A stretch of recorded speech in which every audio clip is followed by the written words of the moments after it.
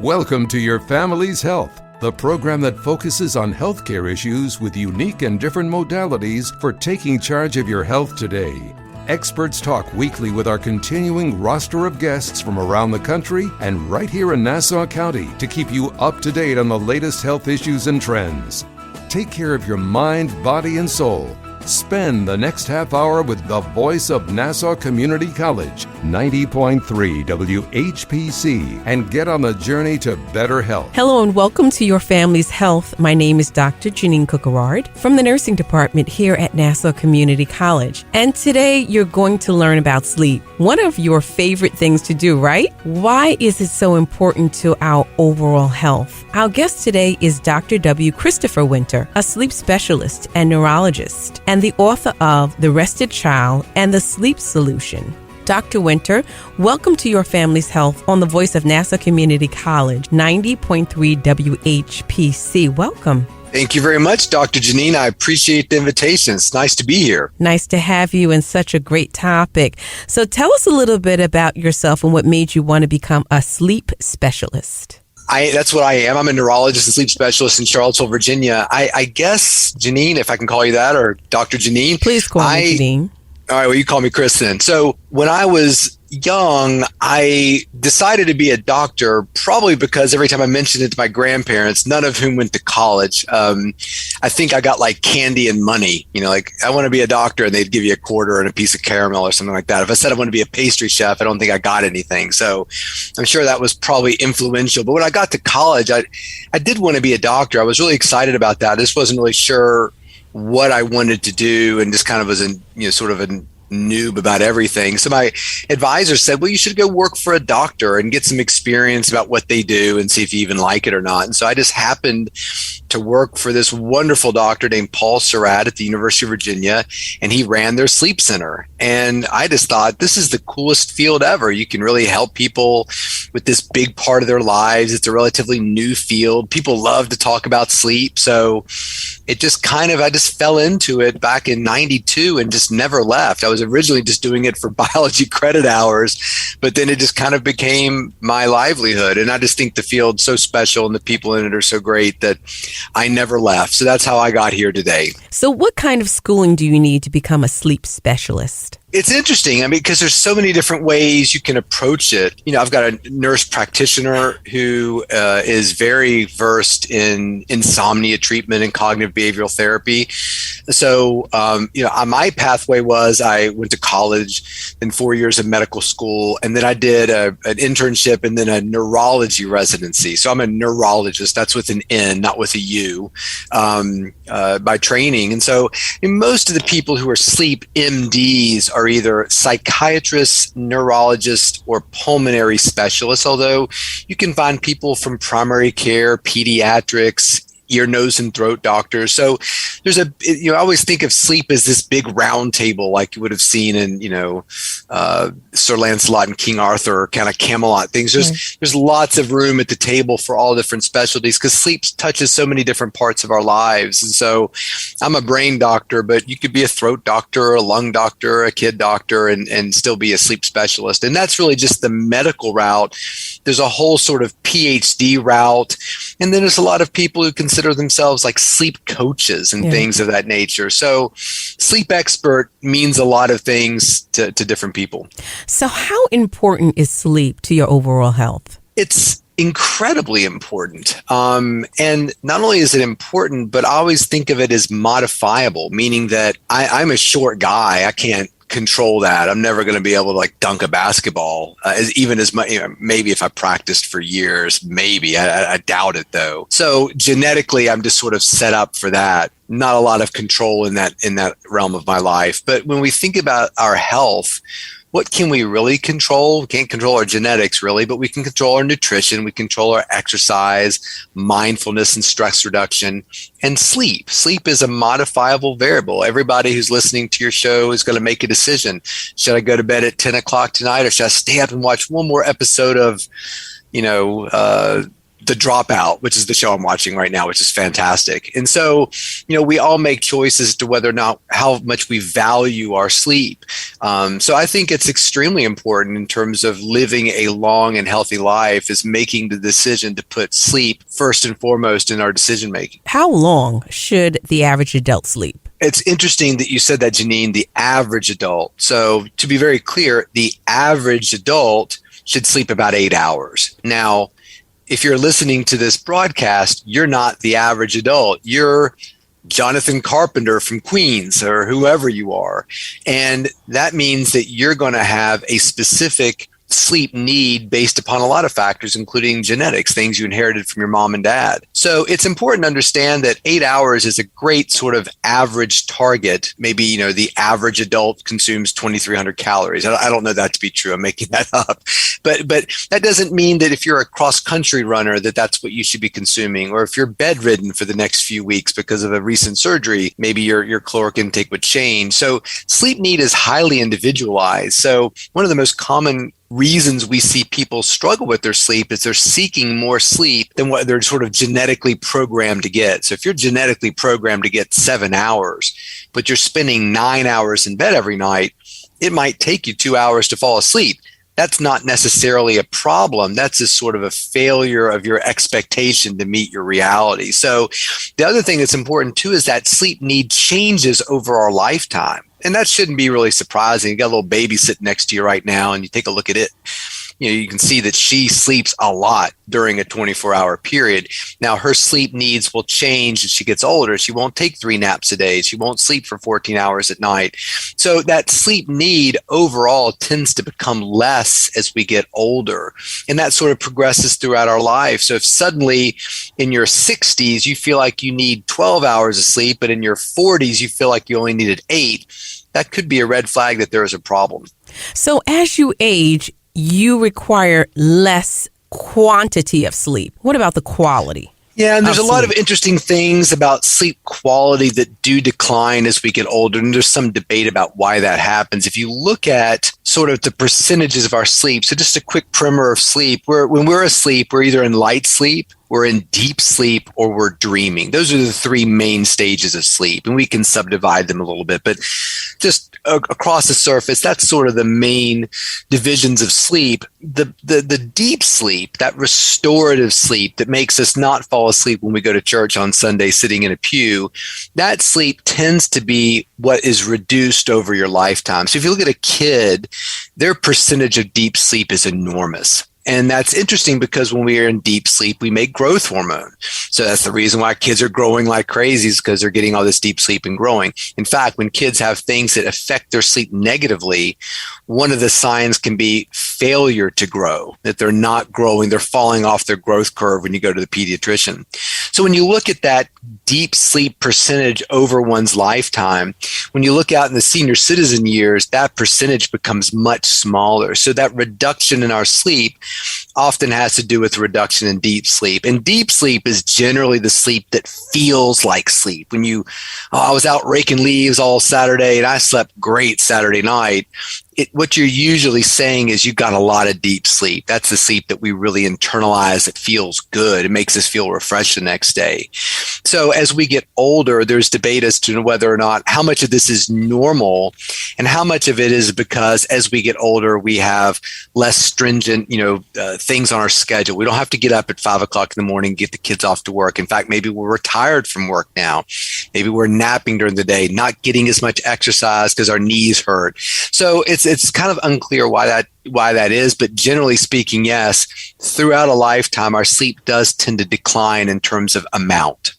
So you mentioned naps. As an adult, should I be napping? And if so, how long should I nap? So it's a great question. I would say that I'm generally in favor of napping and resting. And the difference there is if you're a listener right now and you're not driving an automobile, you could close your eyes, put your feet up there, you're resting. So resting, we have very, very much control over. Sleeping, we don't. If I told everybody just close your eyes and go to sleep, you might not be able to do that on command.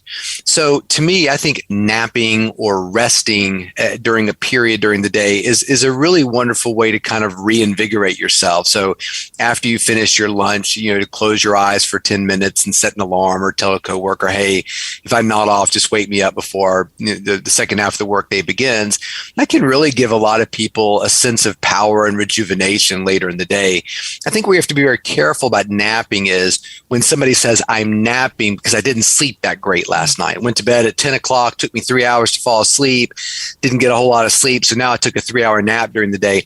Because in that way, the nap can start to perpetuate the problem with sleep. It's kind of like, I didn't eat a great lunch, so I'm going to have a big snack. I'm going to eat half a pizza for a snack. And then when it's dinner time, you're not that hungry for dinner. So now you kind of throw off all of your eating because you're snacking. I always consider napping sort of a sleep snack. So I think napping is fine when something interrupts or disrupts your sleep that you had no control over. You got in late, your flight was delayed, you didn't get in home till 2 o'clock in the morning, had to turn around and get up for work at 6 o'clock, get the kids ready for school, got 4 hours of sleep. Now it's the middle of the afternoon. You got a little bit of time. Take a nap because you would have slept if that flight hadn't been delayed. I think where you have to be very careful is when you're in bed and have opportunities to sleep and you're not utilizing them, to then turn around and take a nap to make up for that can be problematic. How does having a cell phone or having a television in your room affect your sleep? They talked about the blue light and they talked about, the 5G. Does all of this interrupt the sleep pattern? Yes. And so the rule in our house is that phones sleep in the kitchen. I just think that, so there's several things that are going on with the phone. First is the light, just not only the intensity of the light, but also the wavelength of the light. And there is some question as to whether or not, how much that blue-green light is really specifically interacting with sleep. I think the idea that there is question about the blue-green light versus light in general. We definitely know that light affects sleep. So to have a screen of some sort in your face showing reruns of Friends episodes or stressful texts or whatever you've got going on, I think is a real negative in terms of preparing our bodies to sleep. Our bodies get ready to sleep best when we're in the dark. So I think that just having a rule where you're trying to put the phone away maybe 30 minutes to an hour before you go to bed and not be one of those people who's relying on the phone to fall asleep. Oh, I just play Wordle until I, nod off, or I watch YouTube videos of cats playing the piano until I fall asleep. Is probably not the best thing to do. Again, TV in the bedroom is not the end of the world. I mean, it's something very nice about stretching out in a comfortable bed and watching a show. I just think having that TV be present right before you go to bed can be a problem. So just trying to keep the electronics and televisions to a minimum, and then lighting in general at a minimum before we go to bed is important, and really trying to avoid stressful things. If news programming, things that relate to cultural issues, the war in Ukraine, if things like that upset you, those might be better things to sort of engage in and consume when you wake up, use of electronics prior to going to bed, than something that might upset you or get your mind going. You're listening to Your Family's Health on the Voice of Nassau Community College, 90.3 WHPC. My name is Dr. Jeanine Cook-Garard, and today you're learning about sleep and why it is so important to our overall health. Our guest today is Dr. W. Christopher Winter, a sleep specialist and neurologist and author of The Rested Child and The Sleep Solution. I am thinking about how I can change my nutritional intake to really induce sleep. In fact, in my first book, The Sleep Solution, it's really interesting the pathways that our bodies utilize to make the neurotransmitters in our brain that affect sleep. And so when you look at the way we consume food and how that food is broken down into various, components, amino acids, and those amino acids get kind of put together to form certain neurotransmitters, one of those intermediate steps is tryptophan. And we all know about tryptophan because of Thanksgiving, when we eat the big turkey and everybody falls asleep watching the Detroit Lions game. And I always like to fall asleep because it gets me out of doing dishes. You pretend like you're asleep there on the couch or whatever. So, but L-tryptophan does induce sleepiness because it's part of that pathway leading to eventually to the formation of the chemical melatonin and serotonin. So there is definite relevance and truth to that. The myth is that the turkey actually has a lot of tryptophan. It really doesn't. Generally, the reason why we're so sleepy at Thanksgiving is because we've eaten so many carbohydrates. Yeah, exactly. That you just kind of this carbohydrate bomb goes off in your stomach, and that creates a change in insulin and melatonin absorption. So there's a real effect there. If you're really looking for a big tryptophan, bang, hummus has a lot of it. So always when I travel, you go to the airport, you can get those little hummus cups with the little pretzels on top. That's a great little snack to eat before you go to bed. So I think that the idea for eating and sleep is choosing smart foods before you go to bed at night. If you have to eat at all, it's probably better not to eat in the hour or two before you go to bed. But I always tell patients, if you're hungry, you should eat. And it's the worst going to bed when you're kind of like, I feel a little hungry, like I want a little something to eat. Right. It's not only sort of an uncomfortable feeling, but it's also distracting. Yeah. It's like when you get back in bed and you're like, I got to go to the bathroom just a little bit. You're like, I'm going to get up and go do it because I hate thinking about it. So choosing foods like that are can be very helpful. Avoiding alcohol, avoiding caffeine, avoiding really spicy foods. I work with a lot of professional athletes and try to avoid them, going back to their hotel room after a game and ordering like spicy Nashville chicken and waffles or something like that. Yeah, exactly. And trying to be a little bit more calculated about what you choose. And so, I think that tryptophan is a great target. The hummus game meat has a lot of tryptophan. Salmon. So one of my favorite things to recommend to a lot of athletes is salmon jerky, even though it's the worst for your breath. So if you've got a bed partner, eat your salmon jerky before you go to bed at night. You better brush your teeth real well. Maybe even gargle.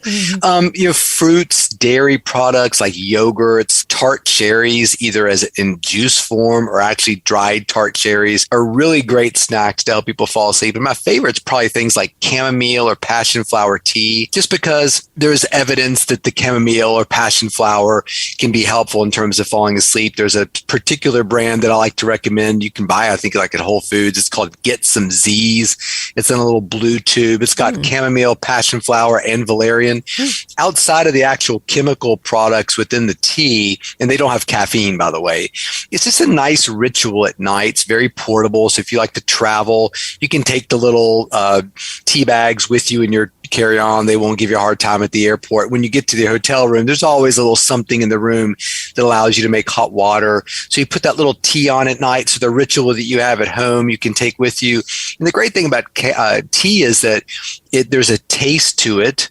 There's a smell to it. There's a warmth to it. So it kind of warms your body up. And as your body cools down after consuming the tea, that's a very natural trigger to help people sleep. I find it just a nice ritual and custom to kind of bring into your life that every night, about an hour before you go to bed, after you've had your hot bath or hot shower, put on your favorite TV show, have your cup of chamomile tea. All of these things serve as little triggers or cues to let your brain know, okay, sleep's coming up. It's like when you're driving down the road, Disneyland in 20 miles, Disneyland in 10 miles, get into the left lane because in 2 miles will be the exit.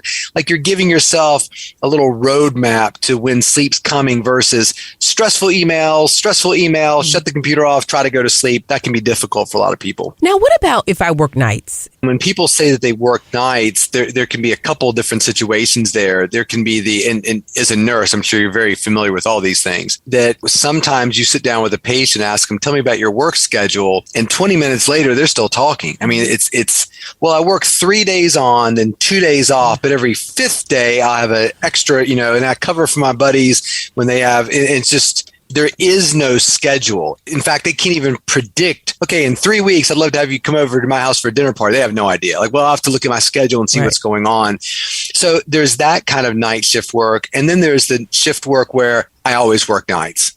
I work Monday through Friday, 7 p to 7 a off on the weekends. And that's how I always work. And then there's also sort of the middle ground of I work 7A, 7P for 2 weeks, then I'm 7P, 7A for 2 weeks and back and forth. So it really depends. And we know that the back and forth of that rapidly, randomly changing schedule is very detrimental to your health. In fact, the World Health Organization classifies that kind of shift work as a class 2A carcinogen. So we've kind of come to this weird place. And I talk about this in my first book. It was kind of like asbestos. Asbestos was this wonderful, cheap, perfect insulator for temperature and sound. It just had one drawback they found out too late, which was it caused cancer. Yeah. So I'm sure at some point somebody said, what, do you want us to take all this stuff out of all these buildings? That'd be crazy. And eventually they're like, that's what we have to do. Yeah. So at some point, I think we're asking the question now, what, we're not going to have night shift workers? I don't think we can ever get away from a nurse that's working overnight. I don't think people would be really happy with the hospital that closed at 5 when you've got your loved one in there who's had a heart attack or something. But I do think we have to be much more careful and considerate to these workers and nurses and people who are doing this kind of work and understand there's some degree of hazard that goes along with this. So more pay, more time off, more scheduling that is much more humane, I think is necessary. I think if you're involved in that, some of the things that we do with our patients is, look, we can't solve, if you're working 7A to 7P for 2 weeks and 7P to 7A, and that's not going to change, then we've got to do kind of the best with what we've got. Are you exercising? Are you getting regular sleep when you're able to get it? And that's where when you look at a shift worker versus the same person working the same job, just 9 to 5, they're usually losing out on several hours of sleep every week compared to the person working the standard job. So we need to make sure we're taking measures to make sure that the person is not losing sleep. And that's often easier said than done. You want to go see your daughter in her musical performance at 4 o'clock in the afternoon when you should be sleeping. You've got business to take care of at the bank that's only open 9 to 5. So there's just a lot of inequality when it comes to people who work those kinds of jobs and their access to good sleep. You're listening to Your Family's Health on the voice of Nassau Community College, 90.3 WHPC. My name is Dr. Jeanine Cook-Garard. And today you're learning about sleep and why is it so important to our overall health. Our guest today is Dr. W. Christopher Winter, a sleep specialist and neurologist, and the author of The Rested Child and the Sleep Solution. If I don't get enough sleep, can that affect my ability to function? The answer is absolutely yes. And it's interesting that you bring up like alcohol intoxication or inebriation, because they've actually looked at that before. What's interesting about sleep deprivation, and again, it's probably important to delineate sleep deprivation. This is the individual who's listening to this broadcast who works a 9 to 5 job. They also maybe clean offices at night for extra income and maybe even drive an Uber sometimes. So they're not giving themselves access to 8 hours of sleep at night. Their 2 jobs and having to make that mortgage payment do not allow that to happen. Some nights they're only getting 5 hours of sleep because of their work, versus a patient who has insomnia, who's getting in bed at 10 o'clock at night and it takes him or her 3 hours to fall asleep. That's generally not considered sleep deprivation.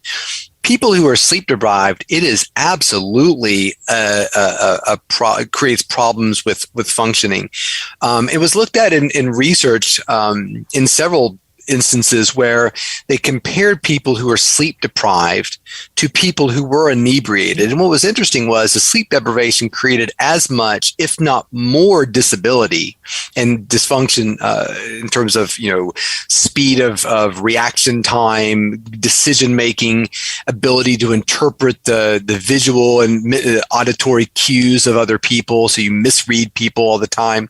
But what they also found was that when somebody was inebriated, they knew they were dysfunctional. They knew they were not performing at their best. So when they got behind the wheel of the car, when they were inebriated, they were aware of the disability, but they thought that if I just drive slowly and I'm only 2 miles from home, I don't need to call a cab, I can make it. When people are sleep deprived, they're often not particularly aware of their disability. In fact, I would imagine many of your listeners have been driving down the road and suddenly felt like, oh my God, I just kind of nodded off there for a minute. And they may not have even been aware that they were that sleepy to begin with. And when you combine alcohol and sleep deprivation together, it's like 2 times 2 equals 27. It's like it's so synergistic that it's incredibly dangerous. And so some states are starting to treat sleep deprivation in similar ways that they treat inebriation. So I don't think you can overstate how impaired people can be if they're not allowing themselves to get enough sleep. So just because you're somebody who can go to bed at midnight and get up at 4 and work to 2 jobs, I understand economic times are tight, but I'm very worried about your overall health and your immediate danger. How prevalent is insomnia? Tell me what it is, and narcolepsy. We'll start with insomnia. Insomnia is very prevalent. In fact, most people from the time they're born till when they leave this good earth will experience some form of insomnia. And so insomnia is basically, it's not when a person can't sleep. There's no such thing as an inability to sleep. Everybody sleeps. You have to. But what insomnia is, it's really a 2-part definition. Part 1 is you're not sleeping when or how you'd like to. So you go to bed every night at 10 o'clock and it takes you 2 hours to fall asleep. So you've decided 10 o'clock's your bedtime, but your sleep's not working out the way you want it to because it's always taking you an hour or 2 to fall asleep. That's part A. Part B, which is very important in the definition of insomnia, is you have to be upset by part A. So if I meet somebody at a dinner party and I ask them, hey, how long does it take you to fall asleep? They say 2 hours. My first question is always, how does that make you feel? The answer is, I don't mind. I love being in bed awake. I pray. I think about my family. I think about presents I can get my wife for her birthday, or I kind of mentally design my dream house, or think about this television show I'm watching, or write a novel in my head. Like, if they don't care, then I don't care. But if somebody says it takes me 2 hours to fall asleep, it is so frustrating. I look over at my partner and she falls asleep immediately. And I hate her for that because I wish I could just get in bed and fall asleep. And as soon as I get in bed, my mind goes crazy. I can't stop thinking about stuff. And it takes me forever to fall asleep and is really upsetting to me. Then that's what insomnia is. And so definitions about how long it has to be present or how many minutes it takes you to fall asleep, I think are really irrelevant. If it's taking you longer to fall asleep, or you're waking up and struggling to get back to sleep more than what you'd like, I think you have insomnia, and most people will experience that in some way in their lifetime. We've all had, bad news or exciting news. Your favorite team didn't win the game. I'm sure a lot of people from Chapel Hill had a lot of insomnia a couple nights ago when their team blew the biggest lead ever in a national championship game. So that might have created some insomnia in some people. So temporary insomnia is no big deal. If 6 months from now, you're still struggling because of that championship game and how it messed up your sleep, then you should probably talk to somebody. And narcolepsy, to bring up the second point of your question, is sort of the opposite. These are individuals who are tragically driven to sleep. And these are people that are falling asleep in schools, they're falling asleep at work. But the very first chapter that I submitted to my publisher as an example chapter of my new book, The Rested Child, was about narcolepsy, because it's one of the most underdiagnosed and misdiagnoses in kids. They've got a disorder that's making their brain seek more sleep than what would be normal. And so it's a very difficult diagnosis to make. The average person with narcolepsy has probably waited about a decade to be diagnosed. And we just don't think about sleep as being a disorder. If you're in a meeting and a coworker always falls asleep, you might make fun of him, or you might think, look, Carl needs to stop staying up so late and get some sleep because he's always falling asleep in meetings. Well, maybe Carl's getting 14 hours of sleep every night and still falls asleep every time the lights go down, the slideshow goes up. How can we get in contact with you? I'm pretty active on Twitter and Instagram. My handle on both is Dr. Chris Winter, so Dr. Chris Winter. And I try to put good articles up there. I just want parents to understand what sleep should look like in their children so they can be the advocates for their kids in the way they feel. Well, thank you for being here, Dr. W. Christopher Winter, a sleep specialist and neurologist, and the author of The Rested Child and the Sleep Solution. Thank you so much, Dr. Jeanine. Your spotlight is extremely important. This is Dr. Jeanine Cook-Garard from the nursing department here at Nassau Community College, and we want to thank you for listening to this week's edition of Your Family's Health. We'd like to get your feedback on your family's health. Send your comments by emailing them to whpc@ncc.edu. Podcasts of today's show are available on iTunes, Android Podcasts, and Spreaker. This program was produced at the studios of Nassau Community College in cooperation with the nursing department. Join us next week for another edition of Your Family's Health on the voice of Nassau Community College, 90.3 WHPC.